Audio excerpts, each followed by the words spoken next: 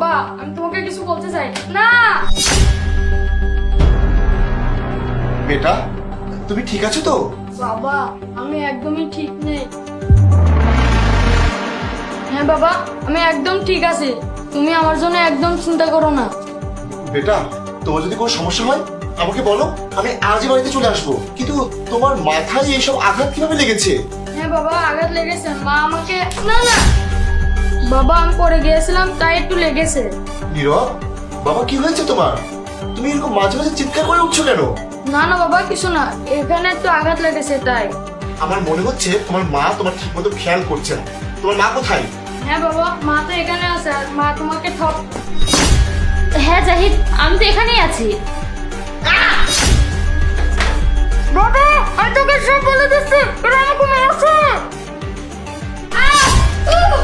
মা আর মেরো না। না মা আর মেরো না। কি রে, তোর খুব সাহস হয়েছে তাই না? তোকে নিষেধ করেছিলাম না তোর বাবাকে কিছু বলবি না, তাও তুই তোর বাবাকে সবকিছু বলতে চাস? মা এসব করো না, এসব বন্ধ করো, আমি আর বাবাকে কিছু বলবো না। আরে তুই তো তোর বাবাকে তখনই সব বলতে পারবি যখন সে বাসায় আসবে। তোর বাবা তো 6 মাস পর বাড়িতে আসবে, ততদিন আমি তোর এমন অবস্থা করব তুই কথা বলতে পারবি না। না না মা আমি আর বলবো না। আরে ওকে ছাড়ো তো, ওকে ছেড়ে দিয়ে চলো আমরা রুমে যাই। ঠিক আছে চলো।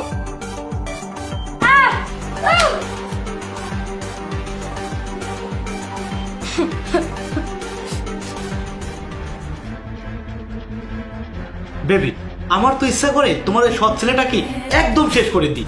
আরে না না, এমন কিছু করা যাবে না। কেন করা যাবে না কেন? ওকে একদম জানে মেরে দেবো।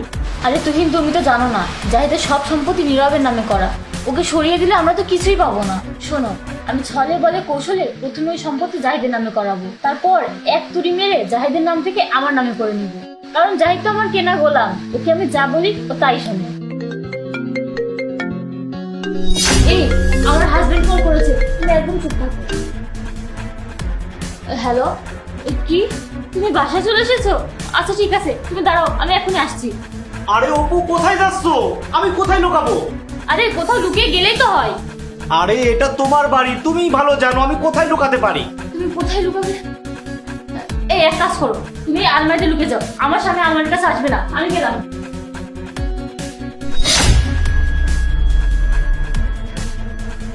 বেটা, তুই ঠিক আছিস তো? তোর শরীরে সব কিসের আঘাতের চিহ্ন? জাহিদ, তুমি এত তাড়াতাড়ি বাসায় কিভাবে আসলে? নীরবের জন্য আমার খুব চিন্তা হচ্ছিল, তাই বাসায় চলে এসেছি।